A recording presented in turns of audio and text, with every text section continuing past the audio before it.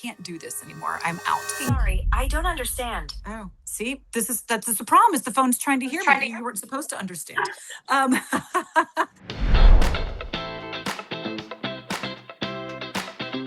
So let's start first. I think most people like first knew of you as Miss Florida in the Miss USA pageant in yes. 2001. I can't even do that, but I tried. So what was that experience like? So, to me, I've come to appreciate it so much more as I've gotten later into life.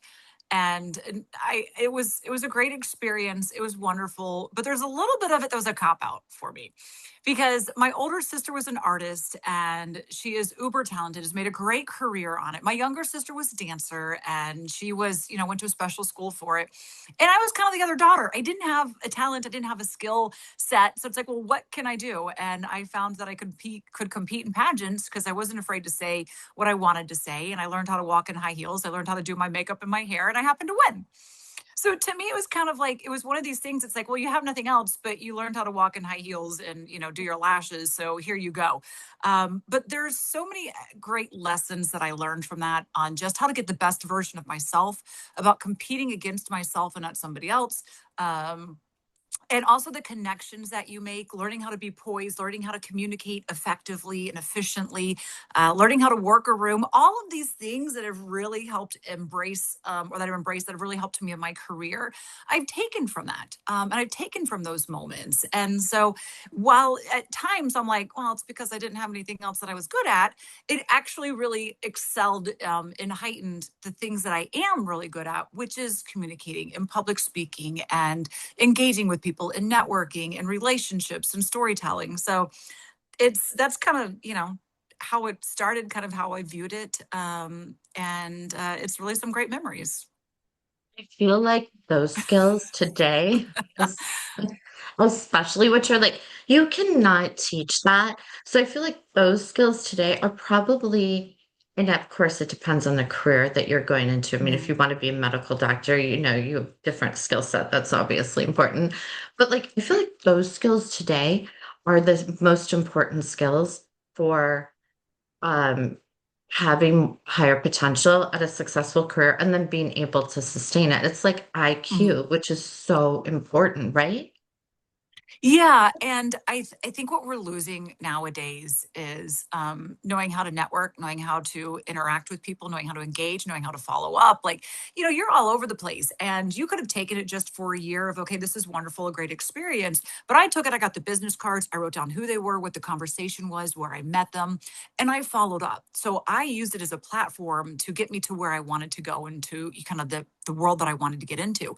But I think no matter what profession you're in, you need to know how to best present yourself. You need to know that that first impression is the most important impression, and people are going to remember that. And you need to know how to really effectively, communicate whatever you're doing, whether it's taxes, whether it is medical degree, whether it is law, how to effectively communicate with somebody. And that's a skill set that I think I've all too often in life sometimes dismissed or discredited. It's like all I do is talk. All I do is talk. Well, it's so much more than that. It's effective Mhm. communication. And a lot of people nowadays, we're married to our phones. We text, we email. We don't even know how to like pick up Yeah. the phone and make a phone call anymore sometimes. So I do think that those skill sets that I want to put off like, oh, it's just a pageant. We just, put on lip gloss and wave. It really is so much more than that. And I think the competitiveness part is really important too. While you're competing against everybody else in the world, you can't control what they do, how good they are. You can only control how prepared you are, and putting your best foot forward. So I quickly learned, I think, the competitive nature and the right way to have a competitive nature. Do you feel like it also helped teach you how to interact with women in an environment in which all of you are competing for the same places? Because, in my opinion, women are often extremely cruel to other women.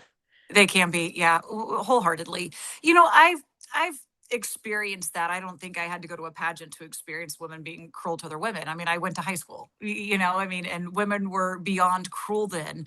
I have my best friend to this day. I just went on vacation with her, and we were telling stories that when she became my friend, she lost all her other friends because they didn't like me. Well, why didn't they like me? They didn't like me because of a jealousy. Because I came in and I won my high school pageant when I wasn't supposed to. Because I was, president of the organizations. Because I was personable and I wasn't afraid to befriend anybody and everybody.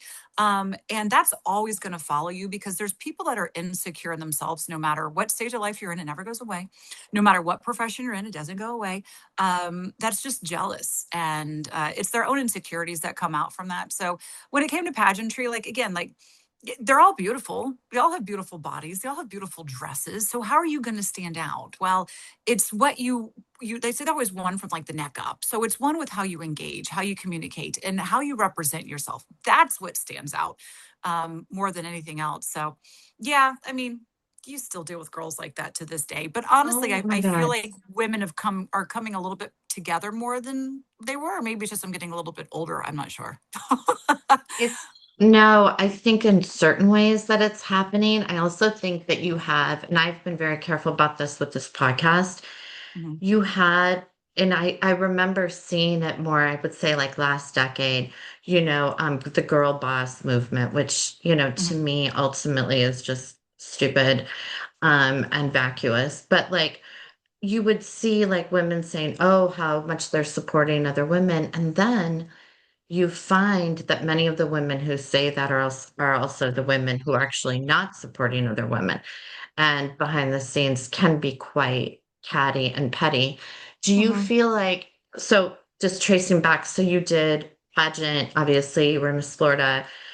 You went on from there to a very successful career in broadcasting. I mean, New York City, Boston, like Miami, Washington, D.C. I mean, do you feel, and there's so much more to talk about with you, but do you feel that like all those accomplishments that do you feel that that jealousy and envy of you has continued? Do you still feel that in working environments or social environments, or is that No, gone?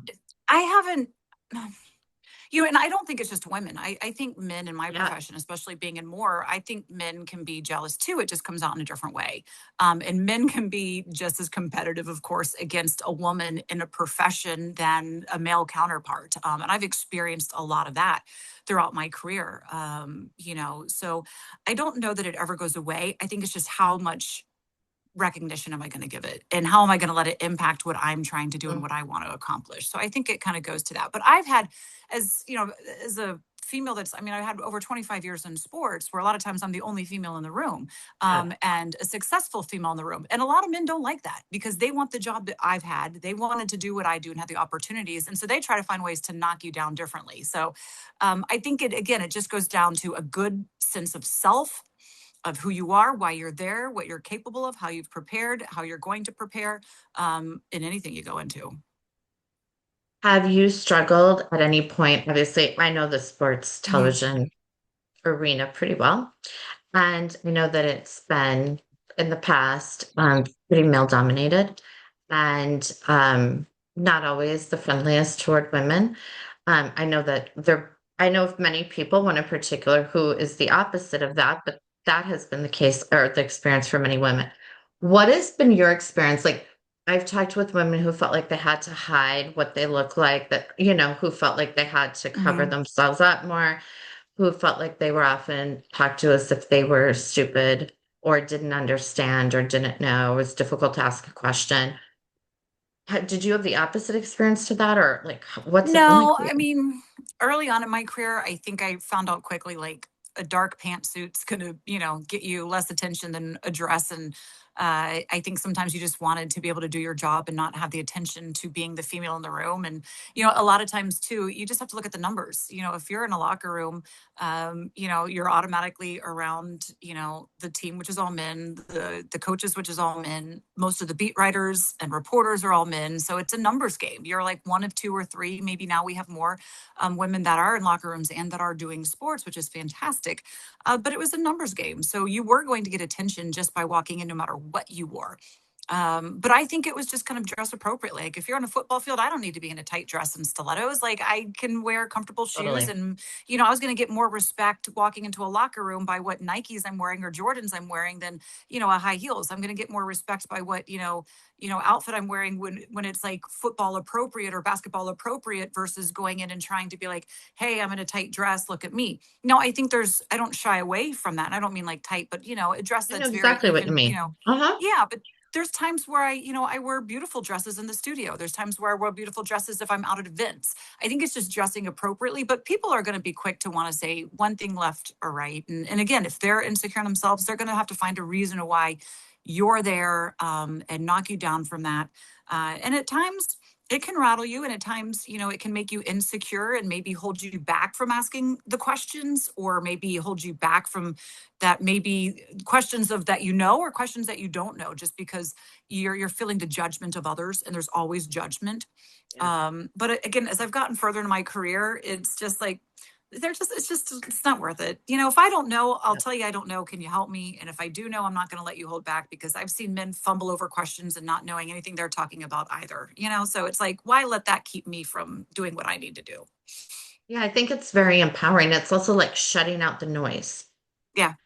so that you can focus on what it is that's in front of you and not the distraction. So, um, you were in obviously New York City, Boston, Miami. I mean, you've done so much in sports TV, but then you went to the Washington Commanders and you Yeah. were honored by SI Sports Illustrated, which I think is the coolest thing. Like, I mean, that's such a rarity as being one of the most influential women Yeah. in sports. That was 2020. What did that feel like? That time was, I kind of say, kind of kicked COVID's ass, if you can say that on this podcast, because Oh, I please. went down to everybody, the world shutting down. I went down to Fort Lauderdale with my sister, and never really shut down there. Came back over the summer and got a phone call saying, "Hey, we want you to take over, because there's this opportunity in an organization that's incredibly broken, where things are incredibly toxic, and we need somebody that can come in and." Help change that and be the face of change for that, and be the voice of change for that at the culture. And it was something that I almost didn't take the job, because I didn't think that I could do it. And because from everything we've talked about before, I'm like, what are they going to say? People are going to think I'm not qualified. They're going to think I only got it because I'm a female. Like all these extra things that were in mind. And they made sure to say it's because you've earned this job. You know the team like the back of your hand, which I did. Had already done years of pre and post game shows, training camp shows, football shows, working with the alumni, preparing myself for this job. Were there parts of the job that I had to learn and try to get better at? 100%. But there are other parts that I knew I was capable of. I was the only female, or the first female, to have a full time position in an NFL radio broadcast booth. We had to cater that to where it would work to my strengths. I wasn't, they asked me to do play by play, and I'm like, I can't do play by play. That's not going to be me. So I think part of that job was like, where are my strengths? How can we play to that in this job? And then where are the weaknesses? How can we build that up in this job? And because I was the first voice of change for a very toxic culture, it put me on a platform to where Sports Illustrated was like, okay, you have this influence. What are you going to do with it? And I wasn't afraid to speak up, and I wasn't afraid to knock on doors and be that voice for those that needed it. So I think that's where that honor came from. But um, it was definitely kind of a wild time. So much going on during that time. Yeah, and I mean, it was in the middle of the pandemic and it Yeah. was an insane time.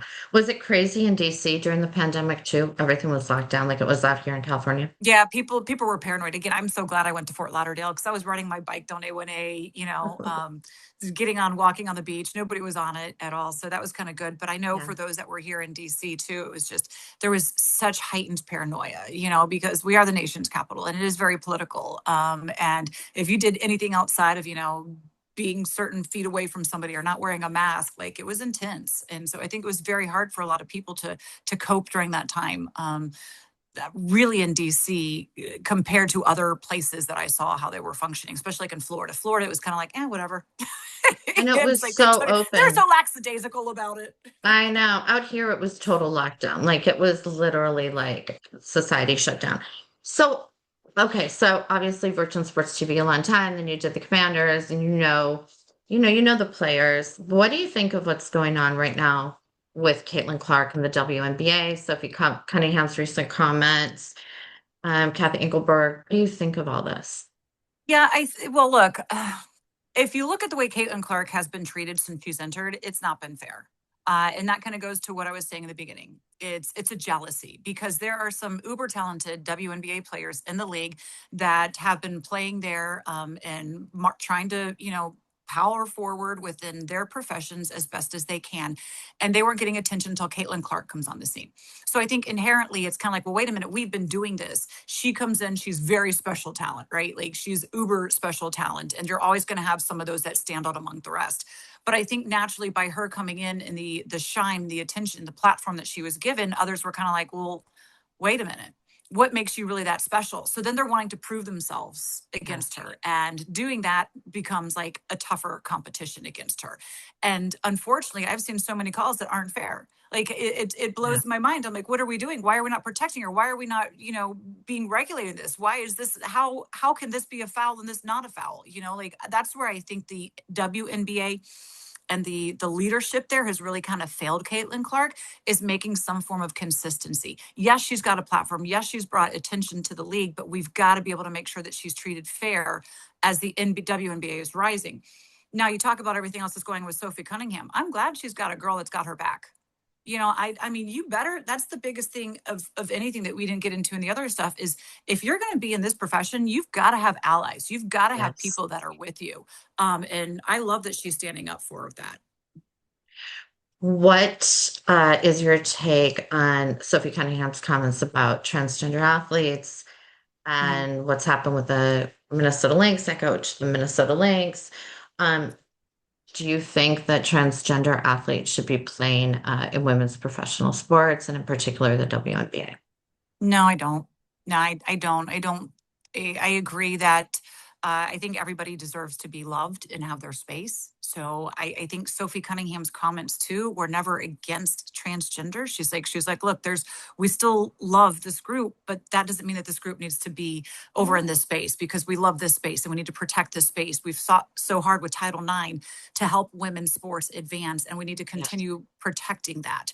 But that's not to speak against anybody that is transgender or what they feel that they need best for their body and their lives moving forward. And I think it's important to differentiate what she said because I think what she said has gotten really twisted. You have a lot of other athletes that have come out, Coco Golf that's coming out saying the exact same thing, not getting the same criticism. So why is it again coming against Sophie? I think it's because Sophie is somebody who's also got Caitlyn's back. Again, they've got this extra target on themselves. But I think it's a shame watching how this topic of where she still says, I've got love for you, but we need to protect the love that we have for Mhm. this game and the women that are playing it, that it's now becoming so divisive. There's so much hate coming with it. And that kind of breaks my heart because it takes away the spirit of the game. It takes away, the attention of what she's really saying and why she said it. And it takes away too, to me, that she still has support for the transgender Right. community. And now it's saying, oh, we're victims. So she never said that. She's never attacked you in that way. So why is there all of a sudden such this huge, you're not for us, it's Right. just, it's mind blowing the way that the world goes sometimes. And they go so negative, they go so hateful, and you forget throughout all of that, she used the word love. So, oh. Yeah, it's like it's either black or white, and people listen to it and they don't hear the gray area or they don't hear the support that she voiced on both sides. What do you think about children under the age of 18 playing in girl sports, transgender children playing in girl sports? Again, it's probably going to be it's the same answer, Yeah. I mean, and that goes to a whole nother thing. Like I look, when you're coming up in age and you're going through these hormonal things, it's very confusing. Yeah. It's very challenging. They're going through. It's hard enough to do that. And now, if you're a transgender going through that, I can't imagine the challenges they're going through. Um, but I don't know what the answer is. If they want to compete, where is a place that they can compete? How can Yeah. they compete if they want to do that? But I don't think it should be at the cost of women's sports and young girls. So I don't know the answer of how they can Mhm. still have that in their life without compromising young girls sports and putting our It's young girls in a situation that's going to be very uncomfortable for them as well before they're ready to have those conversations and ready right. to know exactly what's happening. Right. When you look back on your career, over the years, are there certain lessons that, let's say, my niece, for example, who's very athletic, a really good basketball player, and she's still, 19, she's 19 years old, so she has a long way to go. But if you were to say to her, like she looked at you and she saw, you're Miss Florida and then you have all these achievements in broadcast television. And then, your experience with the commanders. I mean, the list goes on and on. If you were to say something to her at her age, let's say she wanted to follow in your footsteps, what wisdom would you impart on her? I've counseled and or not counseled, but I've like kind of, mentored so many young women and men in this profession because men will come with the same things.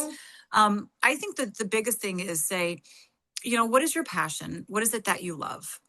And why do you love it? I think it's important to understand why you want to get into this profession. Why is it what you do you want to do? And if you know your why, then you can say, okay, here's what I need to do to achieve it. I need to work hard. I need to be dedicated. I need to be willing to sacrifice. I need to get mentors. I need to talk to people that are doing it well and successfully that I want to be and ask them, what did you do? What are some of the lessons that you learned? How can I avoid some of the same mistakes?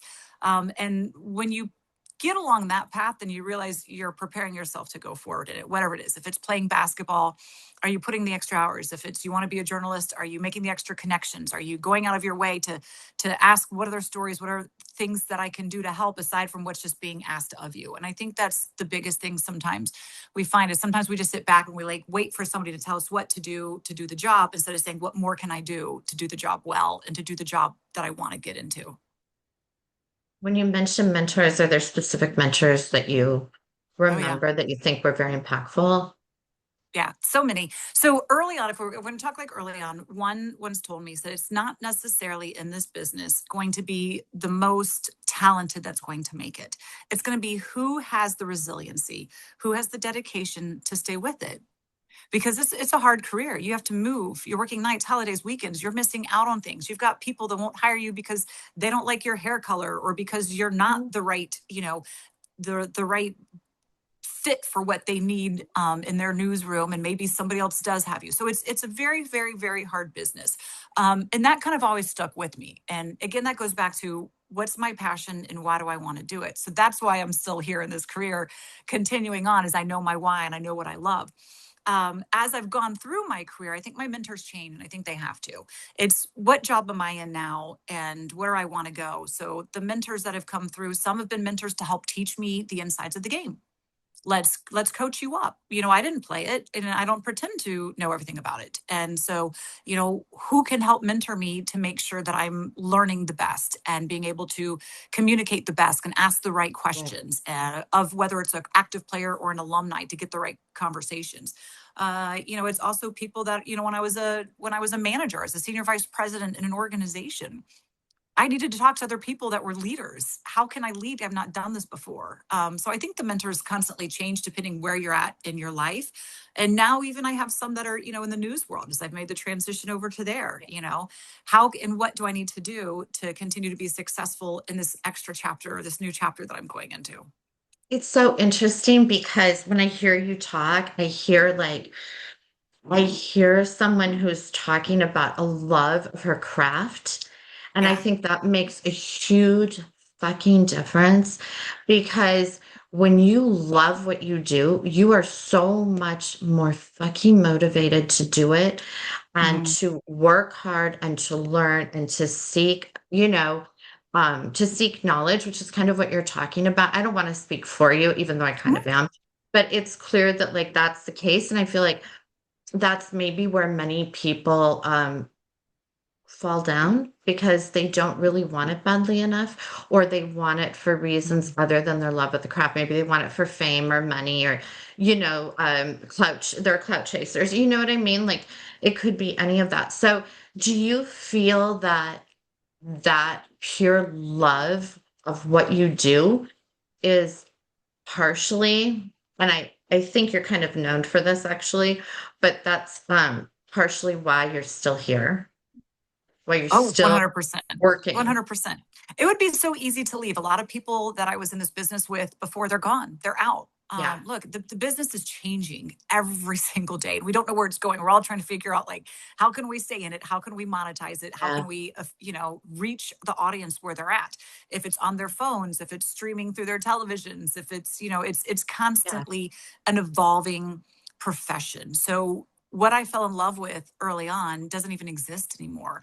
And the people that were with me early on, a lot of them have gone on to different professions. And a lot of them have just said, you know what, I can't do this anymore. I'm out. And they found different ways to life.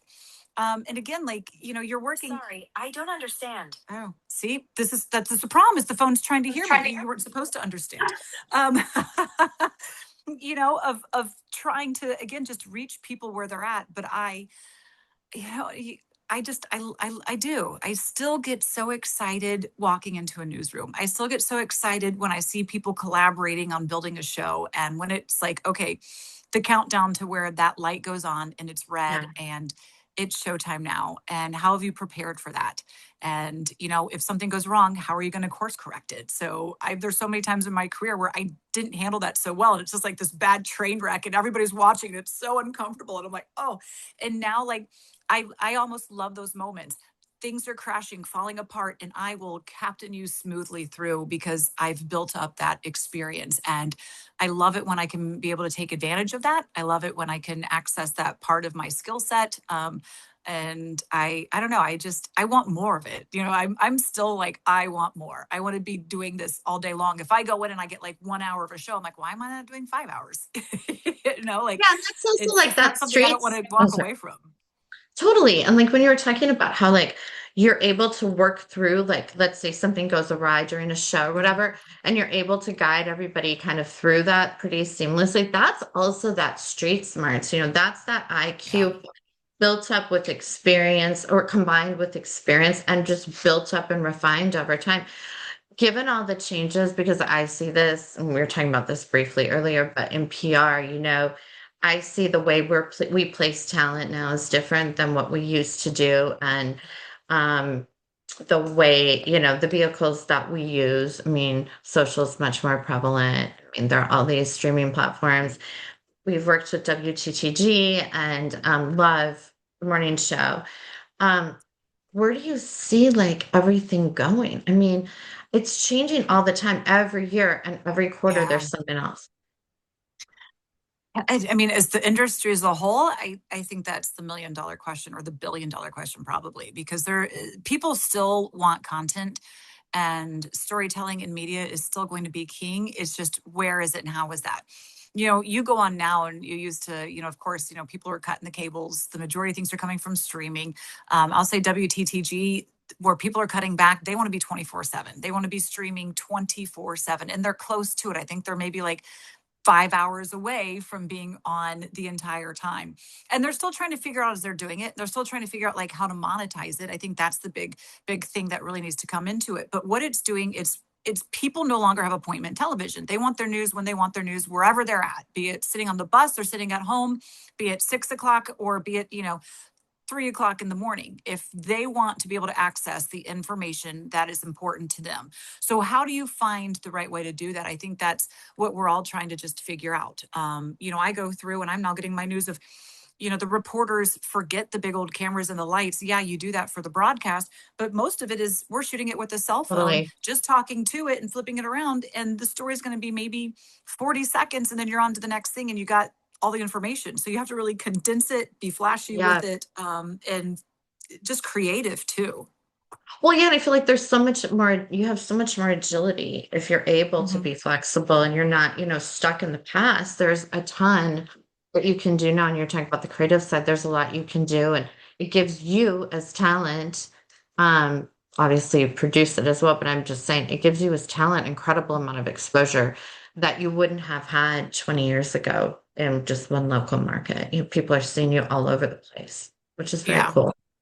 I mean, my parents don't miss. They're in Florida and they watch all the time, which early on in my career they could never see what I was doing, unless I like would sit there and mail them something and, but so it's really kind of great that the reach goes that way. So if somebody is tied to somebody, someone, or some topic or some storyline, no matter what, you can have access to that. And so whoever can find the way to monetize that the best, and what platform that's on.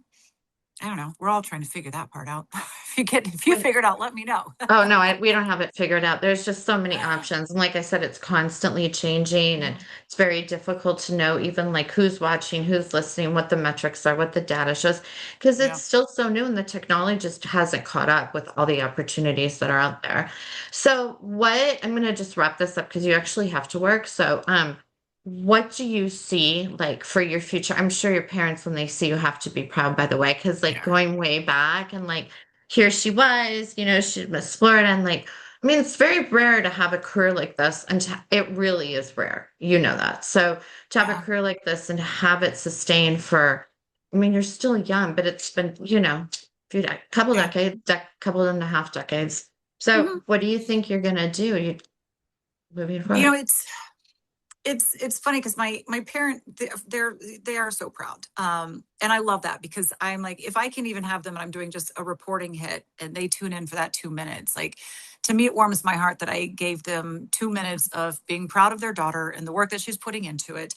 And my dad takes screenshots and sends them, and to me that is so rewarding because then they're in a different stage of life. They're not working anymore, and their days and what they go about has dramatically changed. And so that's not lost on me, the value of what I do right now and how precious it is and what a gift it is and responsibility is to be able to continue doing this. I want to keep going. I want to do more. I always want to do more. Always want that next elevation. I mean, I don't think there is any stop. And I believe that in this business. I don't think there's a point where I'm going to be kicked out. I Yes. certainly, at one point, women always fear that. And I believe part of it too is why I went into news, so I can kind of have, this longevity, and I enjoy that. And I still want to keep going. And I, try to take care of myself so that I can do that. But I'm always looking for, great opportunities and ways to be impactful. So who knows what happens? Well, I'm excited and I'll definitely obviously know what's going on. But I just want to say one thing as like we had this conversation that struck me. One other thing is when you were talking about your experiences as a woman in sports and TV and even the pageants, I really respected how you talked about it because you didn't talk about it as a victim. You talked about it, honestly and openly, but you didn't in the process of it in any way seem like, you used it as an excuse or a reason. And I have a lot of respect for that. That's very difficult to do. Yeah, thank you. Early on, I think people wanted to discredit me because all you are is a beauty queen. But I know that's not true. That's so stupid. It's not true at all. And you know what? Now I like look back and I'm like, hey, I did that. And it's I'm so, like, it's I look so, damn good. you did It's and you like, own still it. do, and you still do. And it's so stupid for many reasons, but one of the reasons is, and this always bothers me, and I think many women I know who've dealt with this who are very successful, and I've talked about this in the podcast, it always bothers me because the way you look, your attractiveness, whether you're dressed, however you're dressing, whatever it may be, has nothing to do with your intellect. Nothing. Yeah. Absolutely nothing, or with your talent or your ability to succeed. So it's just an archaic, stupid way to think. Well, it's kind of like to that point of like, what do you wear? Like, I know what I'm going to wear that's going to get attention. I know what I'm going to Huh? wear that's going to let me go a little bit more under the radar. If but somebody once said, look, you shouldn't shy away from what makes you look good, feel good, by any stretch of the imagination, but also like, and if that gets you into the room, okay, but how are you going to stay there? Yes. And your looks are not going to keep you in that room. No. So your intellect is going to keep you in the room. Your work ethic, your the way that you show up to work every day, and your mindset. Because I think that's the big thing I've really learned is how can I have the right mindset when things aren't going that I want, or things aren't going Yes. the way that I want, or people are negative, or people are catty, or they're trying to root against you, or they're what all these. How can you have the right mindset? And I feel like I've done a really good job in life, and it's not without my bumps and bruises. Having to learn them. It's not sometimes without having to learn the hard way or being really down or letting these things get to me. But I've really learned how to be able to say, okay, this is something that's negative and I'm not going to let it have more Yes. than the moment it is right now. And so I don't let it carry over, and I don't let it ruin my day. I acknowledge it for what it is. Why is it there? Mhm. Is it somebody that's jealous? And can I do anything about it? No. Is it somebody that's just being mean spirited? We walk the other way. We won't deal with them. Yeah. Is it my own inhibition that's trying to limit myself? And what do we need to do to address it so it doesn't hold me Yeah. back? So I've done a really good job, I think, of just getting the right mindset in life. And I think that's kind of the key to having a happy life and a happy day. Yeah, and you're cultivating so much more, you're cultivating internally. And that's also exactly what you said. Mhm. Something may get you into the room, but it's not going to keep you in the room. But what will keep Yeah. you in the room is everything that's happening in here inside. So I really appreciate this so much. This has been so much fun. Thank you so much, Yeah. Julie. I'm glad I could do it. Thank you so much, Lee.